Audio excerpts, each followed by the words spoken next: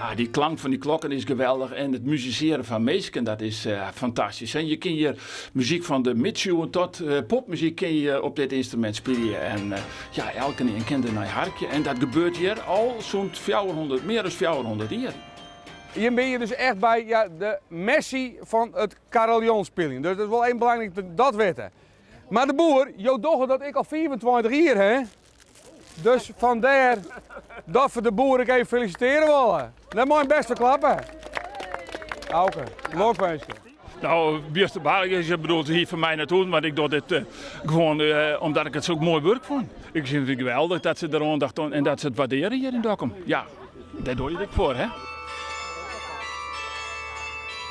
We jaren de boer altijd, maar we zeggen hem net altijd, want hij zit natuurlijk bopper in te spelen.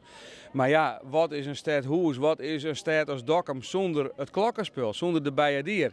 Ja, dat kunnen we haast net indenken. Je hebt er zo bij, de vrolijke klanken, natuurlijk als er wat te vieren valt,